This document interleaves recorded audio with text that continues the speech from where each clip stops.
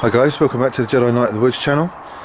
What I wanted to just do for you today, I was watching around a couple of other channels, and it suddenly struck me that after being on YouTube for about 6 months, nobody has yet tagged me with this thing about your 5-piece grab and go options, your 5-piece survival kit, 5-piece survival items, whatever you care to call it. So I thought I'd do one anyway. And really, you know, after thinking about things for quite a while, it became quite a good little exercise, really, just to run through the basics again in the mind, and just reaffirm a few things that, you know, I knew already. For example, you know, and just examine those options again, really. So you're looking here at a wool blanket, and that's not just down there for me to lay the stuff down on. After thinking about all the different options, if you watch, you know, Dave Canterbury's videos, you'll see the first 5 C's of survival: cover, combustion, container, cordage, and cutting tools. And taking those first 5 into account, which are pretty much, you know, everybody subscribes to, it's a good way that Dave's put it into those easy to remember C's. So looking at the first option, which was covering, I examined a number of different pieces of kit that I've got for my disposal, and I've included one in here which I guess really shouldn't be, but kind of does, only because, and I'll tell you for why in a moment. So along with the wool blanket, I've got the tarp, the basher. It's a little out of focus now, but the basher for you. Then there's the army poncho. And also I've included the hammock, and the reason I've included that is because it's a double-skinned hammock. It's got the zippable compartment which you can open up and, you know, crawl into, I guess, if you wanted to. Offers some kind of coverage. I wouldn't say it's going to be waterproof, because it's not, but there you have it. So the one that I've gone for might surprise some people, but there was some logic behind it. Remove the hammock, because that's going to be not waterproof. I'm actually removing the tarp, because really, you know, what other uses has that got? Okay, it's a waterproof cover, it's a good one, but really it's got and offers no insulative properties. You know, some people will say, well, you need the waterproof capability because it, you know, as soon as you get water on you, then conducts heat away from your body 27 or 25 times quicker than normal. Yeah, it does, but I've got confidence enough in my own abilities that I could build a relatively, if not fully, waterproof shelter. You know, living in England and the sort of climate that we're in, I've got sort of confidence in the woodland that I'm in. I could build a shelter that would keep the majority of the rain off of me, and you've got to remember that I'm combining skills here. It's not just about keeping the rain off, etc., but it's about being able to make a fire, amongst other things. So I'm actually going to stick, and I'm going to go with the wool blanket, and the reason for that is that the wool blanket, as you probably already know, once it gets wet, it will still keep its heat, you know, warmth capabilities. If you pitch or using this large wool blanket, and you could make a shelter in such a way that the steepness of the pitch essentially will keep the rain from soaking through and dripping directly onto you. I'm not saying it's going to hold up in the most severe of weather, but, you know, inclement weather to a degree is going to work. When you build a fire in front of this wool blanket, you know, it's going to reflect some of the heat back into you. If you build a sort of basic A-frame, lay some of the blanket on the floor, you know, to protect you from the conducting of heat away from your body that way, and then raise the pitch up nicely, a sort of a lean-to type configuration, you know, it's going to do a job. And of course you can wrap yourself up in that thing, and although you are wet, you've still got the warmth capability. So that's the first choice. I'm going to stick with the wool blanket. And next we'll move on to the container option for water. Okay, so for the container option, I've gone for stainless steel all round in my thinking. It is heavier than aluminium or titanium, but it's also more robust, and if I'm in that situation where I'm, you know, desperate to survive, then I want something that's robust and it's going to last. These 3 options just, you know, immediately came to mind. We've got the Crusader Billy's can, Crusader mess tin, the Tatonka stainless steel mug, and the Guy Designs bottle. The one I'm going to go for out of these, I'll remove them one by one. First of all, the stainless steel Tatonka mug. It's a great vessel, but you know, there's no lid on it. I can transport water by holding it, but that ties up my hands. There's no lid. Great piece of kit, but would I want it as my one option? No, so I'm going to remove that one.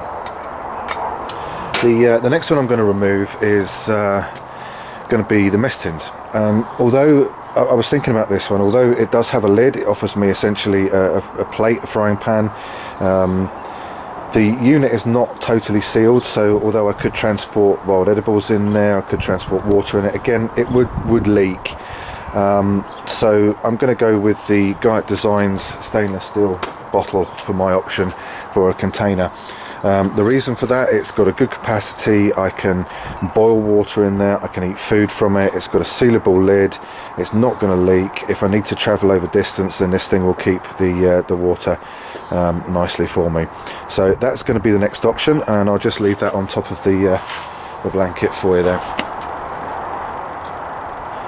Okay, so now looking at the cutting tools, these are the three options really that I kind of entertained. The Husqvarna hatchet, the folding saw, and the Mora knife. This was one that took a lot of deliberation and thinking about really, and you know, it might surprise some people that I've gone for this particular choice, but it probably won't surprise others. The folding saw, they've all got their own merits when it comes to the types of chores that you're going to need to do and those sorts of things. Some have got limitations that others haven't got, and so on and so forth. So this was a real tough choice for me. Maybe I'm going to go for one that you know, some people probably wouldn't agree with, but for my skill set, for my knowledge, for the types of scenario that I'm likely to find myself in locally, I think I've made the right choice, although any three of them would be, you know, adequate to a degree. The first one I'm going to remove on this occasion is going to be this folding saw. Now, the thing about a survival situation, it is a balance between the calories that you are expending in order to keep yourself you know, alive in many cases, and I do agree a folding saw has really got its place in anybody's kit anywhere. You know, the rate at which you can process wood for fires is incredible, the rate at which you can build shelters is incredible, but at the end of the day with the saw you're limited. You can't slice things with the saw. It does have a moving part in the pivot here and the lock mechanism, so you've got some potential for failure there. You can't really hammer anything with the folding saw, so as much as it's a great tool, it's really a great sort of tool for one job, I guess, and that's for sawing through wood and bone and that sort of thing. So I'm going to remove that one. The next thing I'm going to look at, and this is where I really got into a conundrum with cutting tools. The next one that I'm going to remove, it's going to strike some as being a bit crazy maybe, but I'm actually going to take away the Mora on this occasion. It's a good knife, it's a great knife, it's cheap, you can really hammer this thing about, and it's so capable for so many different tasks. But ultimately, when I'm in a situation where my life depends on a tool, I want something that is going to be capable. If I'm in a position where I break the handle on this thing, I've only got a raw blade essentially to fashion another one. With the Husqvarna hatchet, if I break the handle on that, it's a bit easier to use the blade on its own, the bit on its own, to fashion a new handle.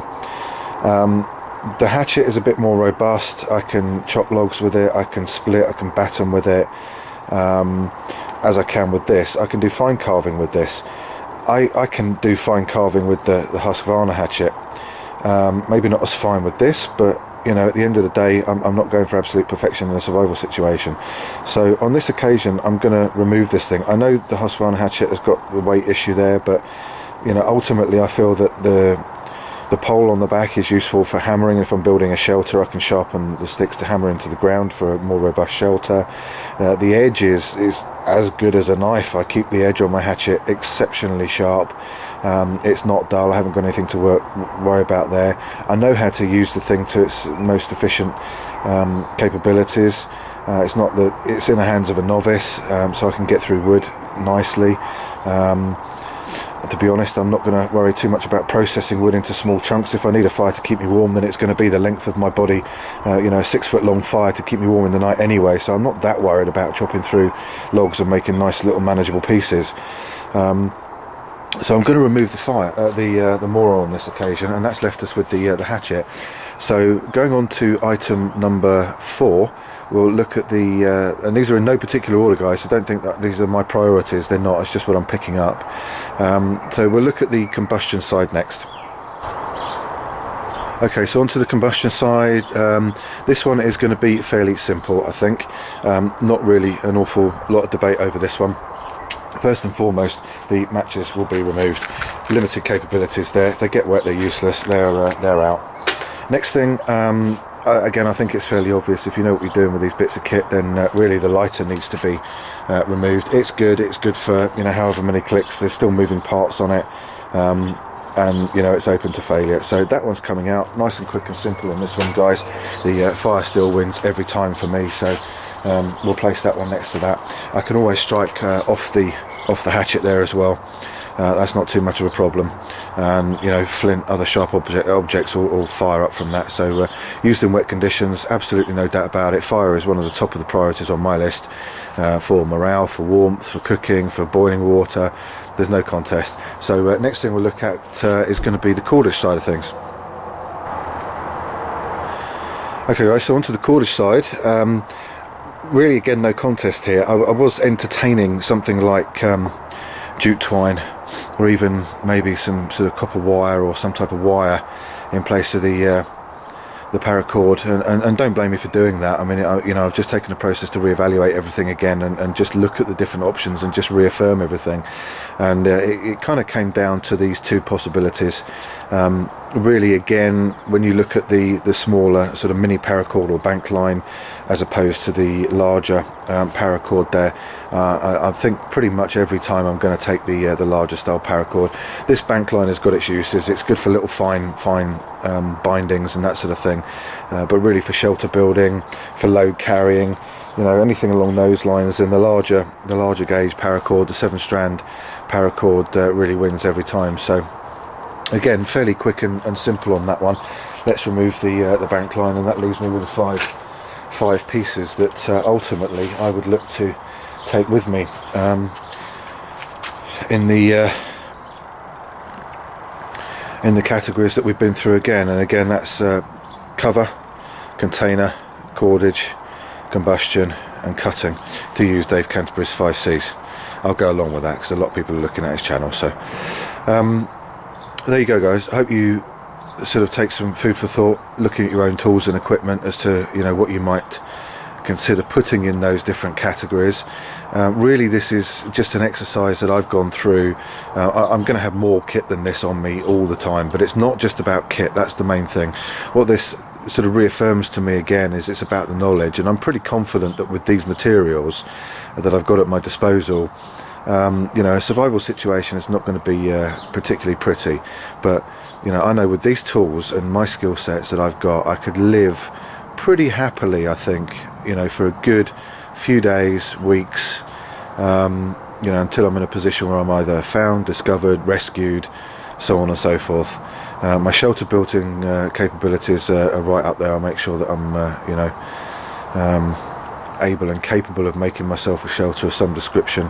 And if I'm really desperate, then the blanket on its own, you know, if I have to get wet, at least I stay warm. And that's the thing, you know, you've got to remember, guys, it's the body's core temperature that needs regulating, and the blanket is going to enable me to do that to a better degree than a tarp or a hammock or a poncho. The stability of the water container is a major thing for me. You know, water is the stuff of life. It's quite simply made up of hydrogen and oxygen. It's pretty simple stuff, but without it, you know the rule of 3, guys. We're dead if we don't have that. And you need, you know, you can rely on water purification tablets and filters and so on and so forth, but you know, the way of getting your water potable and safe to drink is to boil it. There's debate running on how long you boil it for. Is it 5 minutes? Is it a minute? Some say it just needs to be brought to the boil. I'll boil mine for a minute over a rolling boil time just to make sure. you know, after filtering it first through the blanket, my clothes if I have to get rid of the big debris. But you know, the other thing about the cord, particularly if you try and make cord out in the woods, out in the wild, it's a long, laborious, calorie burning process, and you just don't want to be spending time on that. It's good for so many different things: fishing, snaring, trapping, load bearing, you know, so many different things you can use the cordage for. Take a 100-metre bundle with you. The fire steel really needs no introduction. It's only good for one thing, and that's starting fires. But the implication of getting a fire going quickly and being able to start a fire using that in wet conditions, adverse conditions, by far and away outweighs the fact that the redundancy isn't there with it. You know, you can't chop with it, you can't skin with it, you can't fish with it, trap with it, so on and so forth. But fire will be well up there on my list, without a shadow of a doubt. And again, just to go over the hatchet side of things, I can do so much with that. It's good as a hammering tool, a cutting tool. I can do fine stuff pulling up on here, you know, and it's a capable hatchet as well, so it will get through some wood without any problems. So there you go, guys. That's my choices. You know, please rate and subscribe. Comments, as long as they're positive, are always welcome. Anything negative will be removed or deleted. And I look forward to seeing you in the next video.